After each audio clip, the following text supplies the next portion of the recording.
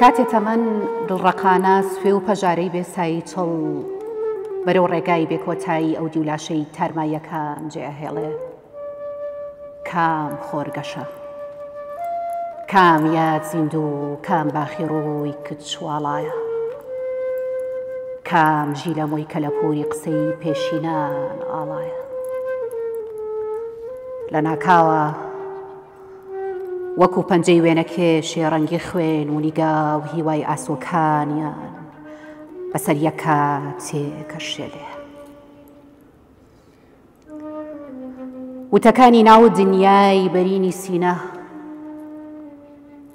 ورشەی جریوە ئەگرن و بە ئاسمانی خەونەکانی مێژووی هەنیسکی بەردەرگای پێکەنینە گوزەرەکە.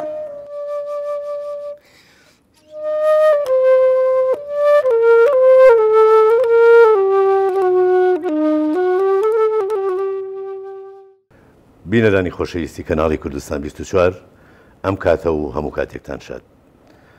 فەرموون لەگەڵ ئەڵلقەیەکی نوێی بەرنامەی قەلەندەرخانە. بەرنامەی ئەم جارەمان لێدوانە لەسەر شیعر و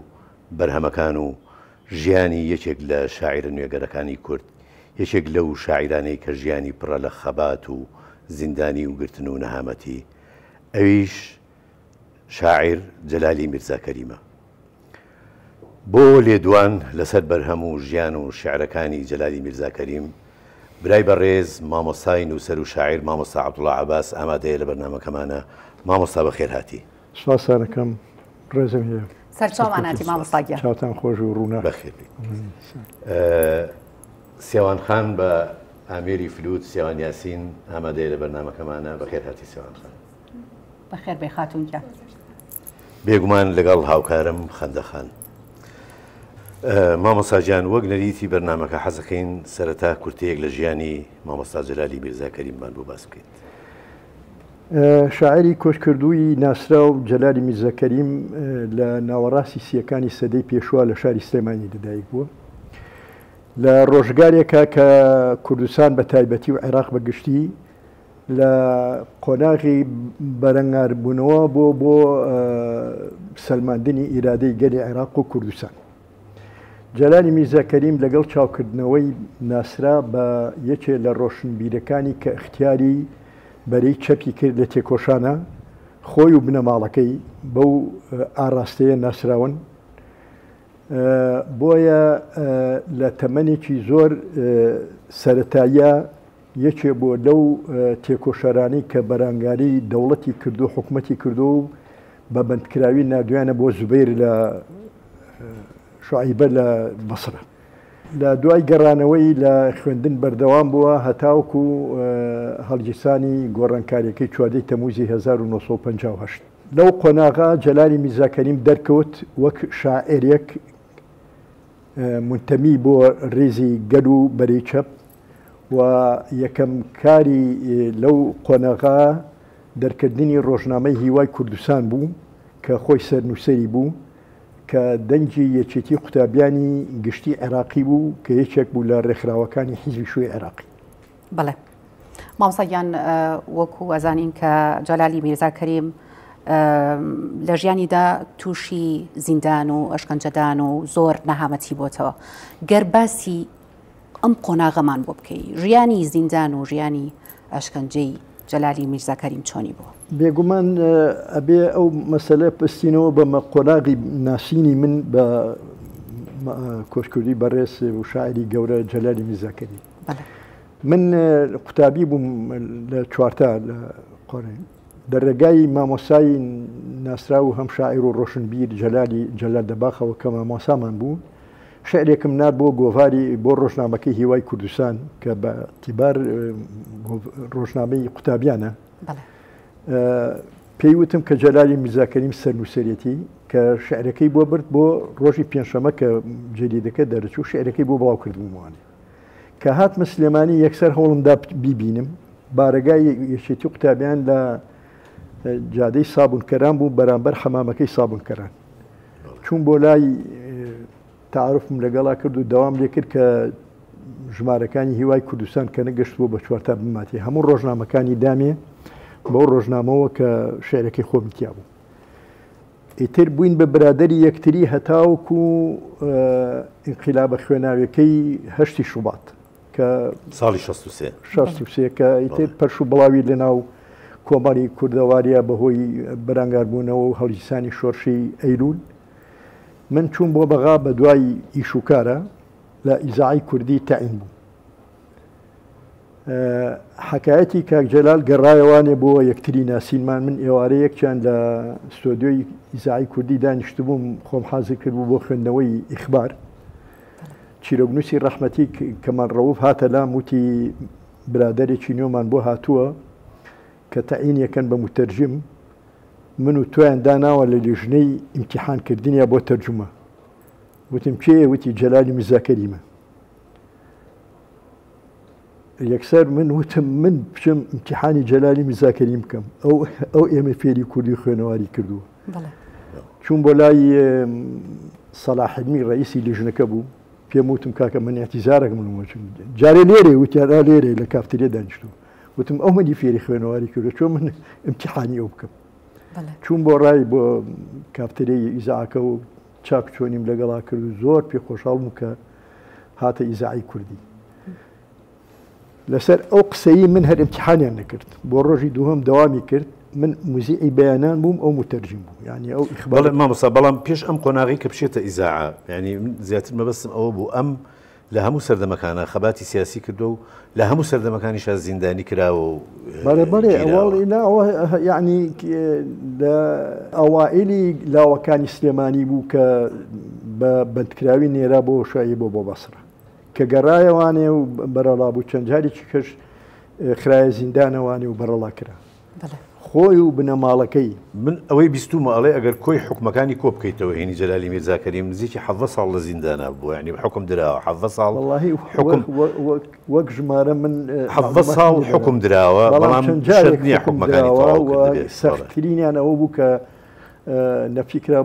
بۆ بەسرە بۆ شایی بێن، ئەوە سێختترینیان بوو. مامۆستاگیان دێنەوە سەر باسی شاعر دوای ئەوەی کاک حەمید و سێوان خان شعرێکی ترەکەن بە میوان.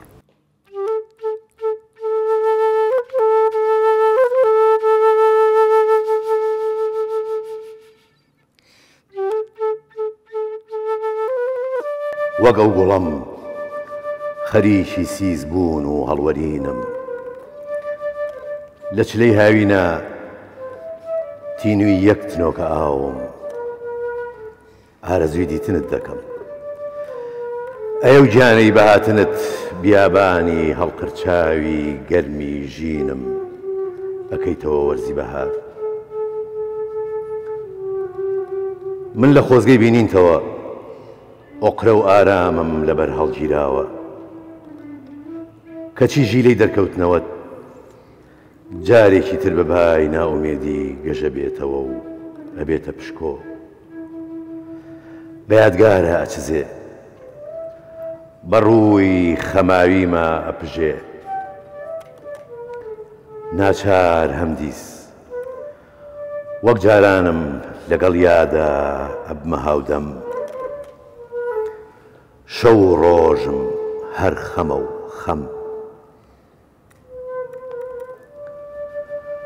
بەڵام تیشکی یەک تۆز بڕوا هەمیشە ئەمهێنێوەم بۆ خولیایەک بۆ دڵنیایی بڕوایەک کە نەک ئێستا بگرە سبەی گیانە ئەبێ هەر پێم بگەی با خۆر هەڵبێ وڵاڵەی باخمان بپشکوێ ئەو ساکە بە یەکترەگەین جوانی سروشت تێر ماچەکەین بەستەی زیندوی دڵمانەڵێین بەرەو بەهەشت هەنگاوەنین.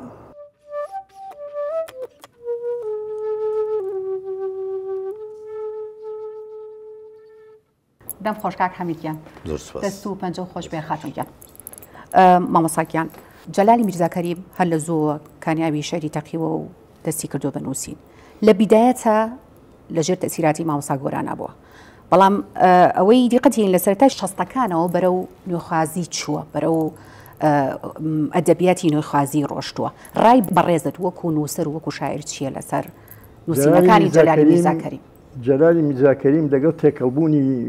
وەزعی تێکۆشان و مووقفی سیاسیە بەهرەی شعری و بەهرەی سەقافی و ڕۆشنبیری دەرکەوتووە ناسراوە ئەو لە گەنجانەی کە ئاڕاستەی یاساریان هەڵبژارد بایەخی تایبەتیانە بە ڕۆشنبیریکردنی خۆیان و خوێندنەوەمانە لەو وەختەدا کە ئەو پێ ئەگەیشت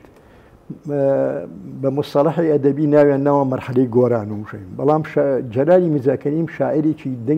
ساحبی دەنگی تایبەتی خۆی بوو لە ئەوڵ هەنگاویەوە وەکو شاعرەکانی ئەو جیلی کە لە هاوتەمەنی ئەو بوون قۆناغی نوێکردنەوەی ئەدەبی کوردی لە شەسەکانەوە دەستی پێ نەکرد ئەوی ڕاستی بێ ئەبێ واقع تاریخەکەی ئەو بخوێنەوە کە لە 61 شۆڕشی کورد دەستی پێکرد ئینتاج و بەهرەی ئەدەبی تۆزێک کەمتر بووە چکم ڕۆژنامەکانیان هەموو داخست و چاپکردنی کوردی کەمتر بووەوە ئاڕاستەی نوێبوونەوە لە ئەدەبی کوردیا لە حەفتەکانەوە دەستی پێکرد دوای باوەڕهێنانی حکوومەتی عێراق بە حقوقی قەومی سەقافی کوردی کە ڕێگایە بە دەرکردنی ڕۆژنامە و گۆڤار و ئەوەڵ گۆڤار جەلالی میرزاکەریم سکرتێری تەحریری بوو کە گۆڤاری بەیان بوو بەڵێ مامۆستا ئەو سەردەمە لە 1970 دوای شۆڕشی ئەیلول کە بڵێن سەردەمی مفاوەزات بوو لەگەڵ حکوومەتی عێراقی ئەو سەردەمە زیاترین بەرهەمی هونەری هاتوۆتە کایەوە بەڕاستی چۆکو شعر چ ئەدەبیات چ ڕۆژنامە نووسی چ وەکو کارەکانی کۆڕی زانیاری کوردیشیانی ئێمە يعني تا ساڵی هەفتا تاقە ڕۆژنامەی کوردی ساڵی هەفتامە بەس دروستبوونی بزوتنەوەی ڕوانگەیە من حەزەکەم جەنابێ باسی هەردوو ڕۆژنامەکەی کە لە سلێمانی دەرەچوون ژین و بڕوا دایانخست ئیتر ڕۆژنامە دەرنەچوو هەتاوەکو ئاخر مانگی 69 یەکەم ژمارەی گۆڤاری بەیان دەرچوو نۆی یەکی هەفتا ئەوەڵ ژمارەی هاوکاری دەرچوو جەلالی میرزاکەریمی بەڕەحمەت بێ یەکێ بوو لە پێشەنگەکانی ئەو بانگدان بۆ ئەو دەنگە و بە شاعیرەکانی تری هاوتەمەنی لە دەشتی گەرمیان بە تایبەتی لەتیف هەڵمەت و ئەنوەر شاکەری و ئەحمەد شاکەری جەلال یەکێ بوو لە ساحب دەنگە تازەکانی هەستانەوە و شڵەقاندنی گۆمی ئەدەبی کوردی و ئەو یەکێکە لەوانەی کە پێشنیاری کرد بۆ دەرکردنی بەیاننامەیەکی شڵەقاندنی گۆمی ئەدەبی کوردی کە دوایی ناونا ڕوانگە کە لەژێر کاریگەری بەیانی 69 شعریە بوو کە لە مجلەیەکی شعری عەرەبی لە بەغا دەرچوو ئەوەی فازڵ عەزاوی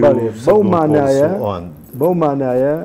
ڕەحمەتی جەلالی میرزاکەریم پێشەنگی نوێکردنەوەی ئەدەبی کوردیە لە هەفتاکان و وەرەوژوور هەوسەگیان شێریشی بە عەرەبیش نووسیوە لە ژێر کاریگەری کێیە شێری بە عەرەبی نووسیوە من ئەمە یەکەم جارە بیستم جەلال شعری بە عەرەبی نووسی بێت بەڕاستیان بەڵێ من بەس ئەوەی بیستومە ئەو پەیوەندی زۆر لەگەڵ شاعیران دەرەوە نووسی بەڵێ پەیوەندی لەگەڵ گەلێک شاعیرانی عەرەب هەبووە ئەو کاتە تەنانەت بزان پەیوەندی لەگەڵ شاعری سوودانی محەممەد الفەیتوریش هەبووە خۆی من و ئەو مقابلەمان کرد بە یەکەوە بەڵێ هەردووکمان مقابلەیەکی ڕۆژنامە نووسیمان لەگەڵا کرد لە یەک لاپەڕێی ڕێژەری هەتا لە ڕسمەکە دیایە من لەم لای دانیشتوم و ئەو لەو لای دانیشتووە باسی ئەوەی بۆ کردین کە ئەستۆرەی نۆرۆزی کردو بە مەسرحی لە سوودان محەممەد مفتاح الفوتوری بەڵێ ئێمە هەردووکمان کوین بەڵێ کابرایە کە زۆر دۆستی کورد بووە محەممەد الفەیتوری بەڵێ ڕاستە تقریبا 2 ساعت 3 ساعت لەگەڵ دانیشتین و لەگەڵ بوو لە هاوکاریش ڕۆمان کردەوە مامۆستاگیان ساڵانێک لە ڕۆژنامەی هاوکاری سکرتێر بووە ئەم قۆناغا چۆن هەڵەسەنگێنی سەربەز بامەڕنی و ڕەحمەتی جەلالی میرزاکەریم و محەممەد عوسمانزادەی خەتات و عەبدوڵڵا عەباس و سەلاح ئەقراوی ئێمە ئەم پێنج کەسە ئەوەڵ تەعینمان لە جەریدی هاوکاری تەعین بوون و ئەوەڵ عەدەدی ڕۆژنامەی هاوکاریمان دەرکرد لە 1970 لەو دەست پێکردە سەربەز بامەڕنی سکرتێری تەحریر بوو سکرتێری نووسین بوو جەلال سەرپەرشتی هەردوو لاپەڕەکەی ئەدەب و ڕۆشنبیری هاوکاریە کرد بەڵێ من ناتوانین ئینکاری لەوە بکەین کە هاوکاری بەڕاستی خزمەتێکی زۆر گەورەی ڕۆژنامە نووسی و ئەدەبیاتی کوردی کردووە بەتەمەنترین ڕۆژنامەی کوردی 35 ساڵ مامۆستا من حەز ئەەکەم بینەوە سەر ئەو قۆناغی کە لە ڕادیۆی بەغا ئیشی کردو چکە لە ڕادیۆی بەغا ئەو چەند کارێکی کردو یعنی جەلالی میرزاکەریم کەسێک بۆ فرە بەهرە بووە وەکو بێژەر وەکو وەرجێر وەکو ئامادەکاری بەرنامە ئەو بەرنامانە ئەو کارانەی لە ڕادیۆی بەغا کردوێتی چی بوو ئەو کاتە هەر بۆ ڕوونکردنەوە بەس مۆزۆکە وەزعی شخصی نییە من و جەلالی میرزاکەریم هەموو ئەو فترەیە بەیەکەوە بووین هەموو ئەو فترەیە بەیەکەوە هەردووکمان بەرنامەی گۆڤاری ئیزگەمان ئیعدا دەکرد و هەردووکمان پێشکەشمان نەکرد و هەردووکمان بەرنامەی تۆ ئیزگەمان ئیعدا دەکرد و هەردووکشمان پێشکەشمان نەکرد. مامۆستا گیان شانۆی سەنگەر یەکێکە لە کارەکانی ئایا جگە لەم شانۆیە هیچ کاری تری هەیە؟ نەمیستۆ من ئەو بەرهەمەیم نەبینی و شانۆی سەنگەر نازانم ئایا پێشکەش کرابێ یا پێشکەش نەکرابێ بەڵامێکێکە لەو کارانی کە خۆی نووسیوێتی وەکو کاری شانۆیی چونکە زیاتر ئەوەی کە لەبەردەستی ئێمە بەرهەمە شعریەکانێتی ئەوەشی ئەو شعرانی تریشی کە بە عەرەبی نووسیوێتی من وەکو زانیاری لەبارەیەوە هەم بێت لە ئەمریکا نووسیوێتی واتە ئەو شعرانە ئیتر نازانم ئایا لێرە بڵاوکردنەوە دەربارەی شعرەکانی ئەوەی کە لەو کۆمەڵ لەو کتێبات چاپ کراوە ئەوە هەوڵ و هاتنە دەستی ڕۆشنبیرێکی چالاکی کورد و ساڵە کاک سەباح ڕەنجدەر خۆی تەرخان کرد بوو ئەوەی یعنی ئەوەندەی ئەو هیلاک بوو ڕەمێ جەلال لە نووسینەوەی شعرەکانە ئەوەندە هیلاک نەبوو بێ ئیشێکی گەورەی کرد کە ژیانی جێڕایەوە بۆ قۆناغی ئەو قۆناغی کە جەلالی میرزاکەریم تازەگەری لە شعری کوردیا کرد. جەلالی میرزاکەریم پێشەوەی شۆڕش دەست پێ بکاتەوە لە خۆی مەجموعەی شعری ئامادەکرد بوو بۆ چاپکردن ئیتر وەزعەکە تێکچوو هەر لە چاپخانەی حەوادیس مایەوە ئەو معلوماتانەی لەو کتێبە دەربارەی ئەو مەجموعەی نووسراوە تەواو نییە کتێبەکە کەس نەیزانی چیریا چکم لە چاپخانەی حەوادیس مایەوە کە جەریدەی برایەتی ڕۆژانەمان لەوێ دەرەکرد. بەڵێ مامۆستاجانینەوە سەر بەرنامەکەمان دوای ئەوەی خەندەخان شعریی تری جەلالی میرزاکەریمان پێشکەشەکات.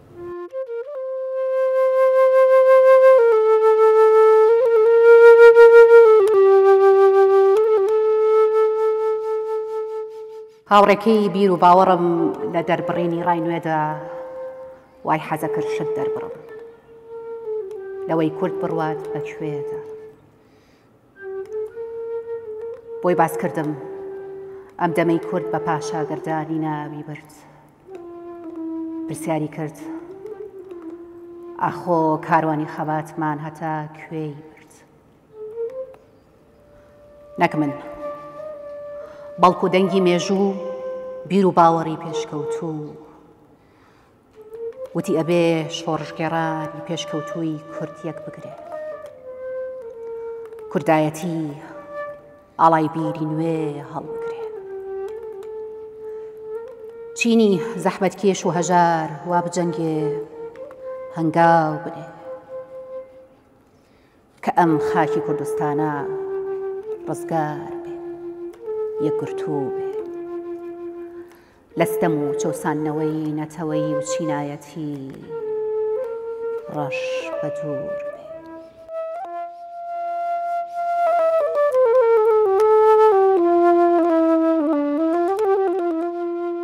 دەم خۆش خەندەخان دەست خۆش خاتوسیاوان مامۆستاجان قۆناغێکی تری ژیانی ئەو قۆناغەیە کە شۆڕشی ئەیلول ڕوئات و ئێوە لەگەڵ زۆربەی شاعیران و نووسەرانی ئەو سەردەمە پەیوەندی بە شۆڕشەوەکەن لەم قۆناغا مامۆستا جەلالی میرزاکەریم چی کردووە و چۆن ژیاوەتیایە ئێمە هەمومان لە ینی ئەو وەردوگای ئیشمان کرد کە کاروباری ئیعلامی لەسەر بوو ئیزگەی دەنگی کوردستان و ڕۆژنامەی خەبات و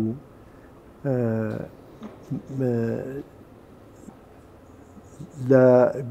ئامادەکردنی بەرنمەکانی ڕادیۆی دەنگی کوردستانە کاک جەلال لە بەشی سیاغەی ئیخبار و ئامادەکردنی ئیخباری بۆ ڕادیۆی دەنگی کوردستان کاری کرد من لە بەشی تۆمارکردنی ڕێپۆرتاژی ئیزاعی بۆ ئیزگای دەنگی کوردستان و دوو جار لەگەڵ دوو برادەری ڕۆژنامەنووسە نەژادی عەزیز سورمێ و هونەرمەند فازڵ جاف چوین بۆ جەبهە وە تەجیلکردنی دوو شەڕ و بەیەکچوونی هێرشی پێشمەرگە بۆ سەر ڕەبیەکانی یەکێکیان لە کۆڕک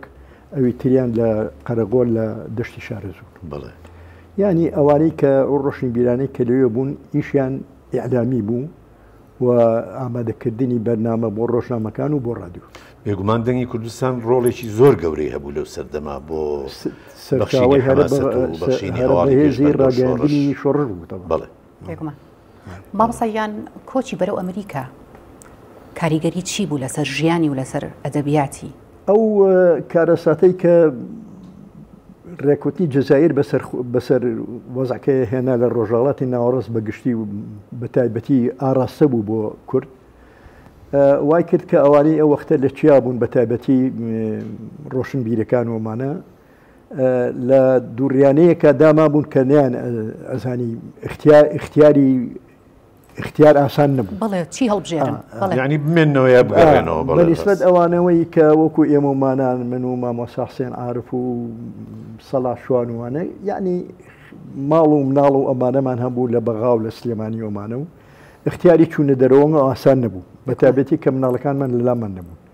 ئەوانەی کە باری خێزانیان لەسەرشان نەبوو اختیارەکە بۆ چوونە دەرەوە ئاسان بوو جەلالی میرزاکەریم هەر ژنیشی نەیە کاک جەلال لەو ئاراستەیە بوو کە من دوایی بیستم کە چۆ بۆ ئەمریکا و وەک یادگار لە بیرمە دوو جار لە ئەمریکاوە تەلەفۆنی بۆ کردم ساڵی 1991 گەڕایەوە بۆ کوردستان دوای ڕاپەڕین لە شاری هەولێر مایەوە و چەند وەزیفەیەک و چەند کارێکی بینی لە شاری هەولێر من بەداخەوە ئەو فترێ لە بەغا بوو بەڵێ لە ڕۆژنامەی هاوکاری ئیشمە کرد بەڵام سەلام و کەلام و ئەمانەمان بۆ یەکتریە نرد و ئاگام لە وەزعی بوو ینی کە لە ئیعلامە یەشەکەەوە لە ڕۆشن بیریا و دەوری هەیە و پێخۆش بوو گەڕا بووانێ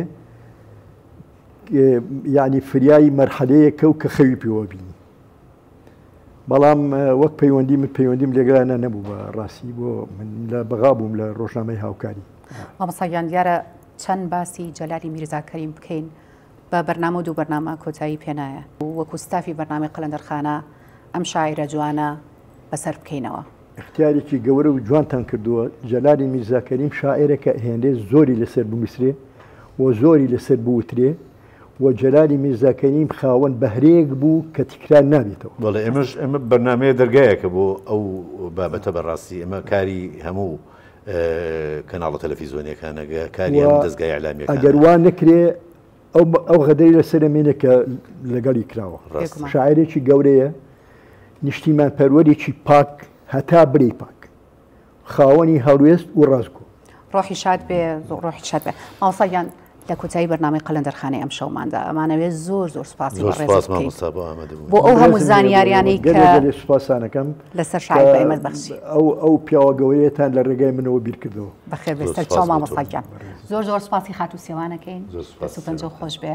زۆر سوپاسی هاوکارم کاک حەمیدی شەکەم ئازیزانی قەلەندەرخانە بە شعرێکی جوانی جەلالی میرزاکەریم کۆتایی بە بەرنامەی قەلەندەرخانەی ئەم شەومان دێنین تا دیداری داهات و هەر شاد و سەرفراز بە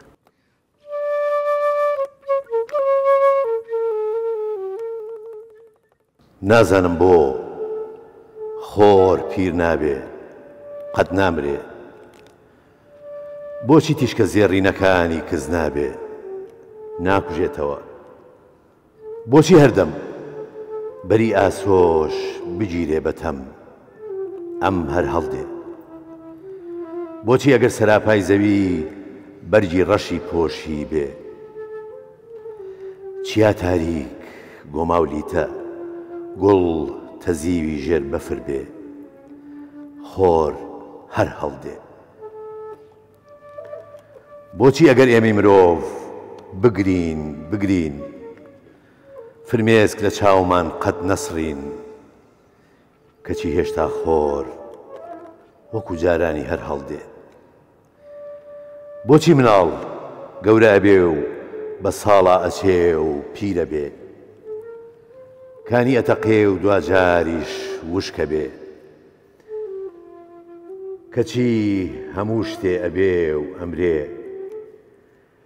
کەچی خۆر هەتا دوایی تا کۆتایی ئاوابوونی بۆ نییە و هەر هەڵدێ ئەگەر ئەمڕۆ لە لای ئێمە لەبەر چاومان ون بێ ئاوا بێ لای خەڵکی تر تازە هەڵدێ بەشێک لەم زەویە جێ دێڵێ نە بەشێکی ئەم زەویە ئەو جێ دێڵێ ئەجینا ئەو تیشکی گەشی ئاوابوونی قەت بۆ نییە